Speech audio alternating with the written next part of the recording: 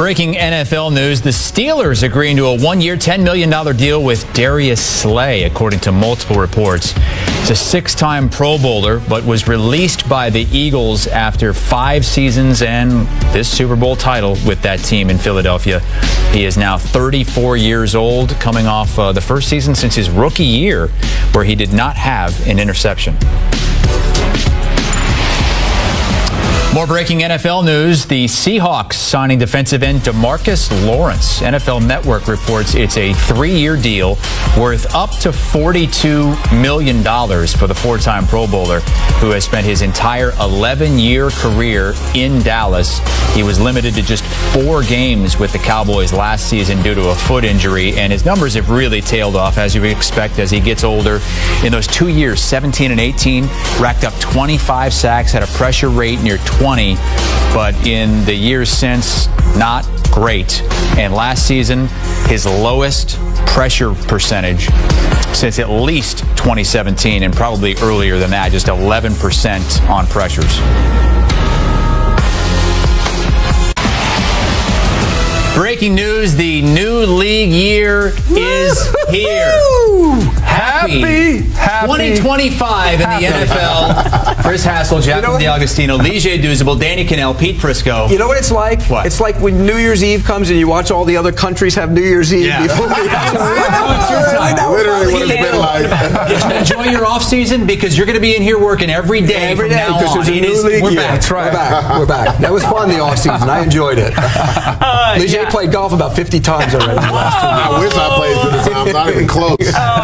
Okay, so we're going to look ahead, of course, with the celebrations of the new league year. And Aaron Rodgers, that is the... It's official now. He's been released. Yes, officially been released. And we talked about him potentially going to Minnesota. He's been linked to the Steelers, the Giants. There's all these teams. Lige, who do you think ultimately signs Aaron Rodgers? You know what's funny, guys? Me and DK were just talking. I was like, you know what the most Aaron Rodgers thing would be?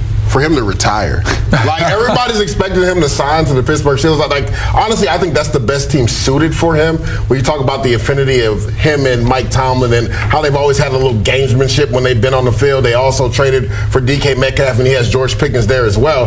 But I could see Aaron Rodgers retiring, right? He could walk away from the game because he proved what he needed to prove, right? People were wondering at 41 years old, could he come back from the Achilles injury? He played in every single game last year, which it speaks to his work ethic, right? Because most guys struggle to come back from the Achilles injury, but he came back at 40 and played every other game. And Pete, we were talking about this the other day. He struggled in the beginning of the year because you could tell he was banged up. Those last 5 games, he actually looked pretty good. So when you talk about a guy coming back from injury and not going out with an injury and playing on the field, I could see Aaron Rodgers retiring, but if he doesn't retire, I think the Pittsburgh Steelers make the most sense. I think it depends as well as what these teams are willing to pay. I mean, Aaron Rodgers made a lot of money, and I could see him saying, yeah, it's not worth it to me for whatever number it is if it's not big enough, and these teams may not be willing to back up the truck. I think it's a simple question for Aaron Rodgers. What do you want to do? Do you want to try to make one more run for a playoff at Super Bowl run potentially? I think then it's very clear the Steelers, more talented roster, more talented pieces around him. If you want to continue a legacy in New York and play in that market where once you get a flavor for that market, Lige knows this better than anybody, there's a different vibe, different energy, different marketability. You're out there, you're courtside at Knicks games, you can go to the Ranger games, like Yankee, all of that is all encompassing. It can overwhelm you. He got a little bit of a taste of it right when he signed, then it was kind of all downhill since then. If he really likes that market, likes that, he can go to the Giants, but the team isn't going to be very good. Can he feel like, hey, I can lift this team up in the NFC to where I can make them competitive? That's a massive question mark. Maybe Malik Neighbors, he finds him attractive, but with a coaching staff that's on the hot seat and a front office that's on the hot seat, does he want to do that and just say, once, I'll give it a 1-year trial run? Maybe. I don't see him retiring. I just don't see him walking away after that. And I think the end of last season, like we talked about, kind of gives him some new life. He looked like Aaron Rodgers again.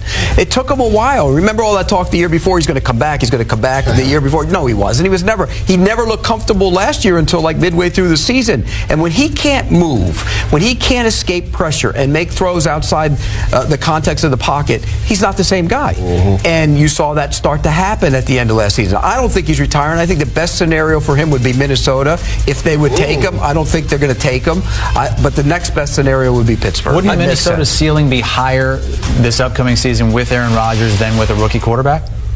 Yes. Yeah. And by the way, the last time we saw J.J. McCarthy, he looked like he weighed about 115 pounds. I mean, there is concern about that. Is he healthy and all the way back? And so if you're the Vikings, why wouldn't you look at it and say, maybe so?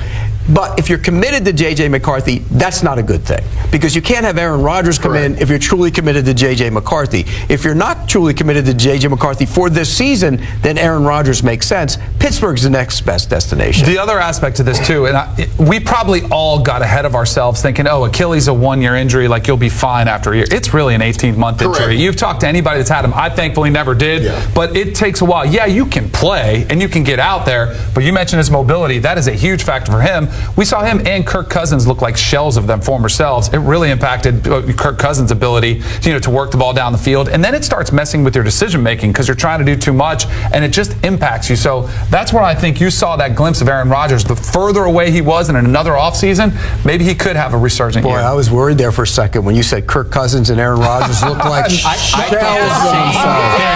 I was worried. I was getting a little worried. I would never say that about Kirk Cousins. Oh, my goodness. If we were allowed to, you would have. The new league year has begun, the 2025 season officially underway, and we're going to project forward here, kind of look into the crystal ball. There's still a lot that has to happen, including the 49ers giving Brock Purdy a new contract. He's going to get a monstrous deal. What do you think that deal is going to look like, Lige? And is this a guy that warrants a monstrous deal where they're going to pay him?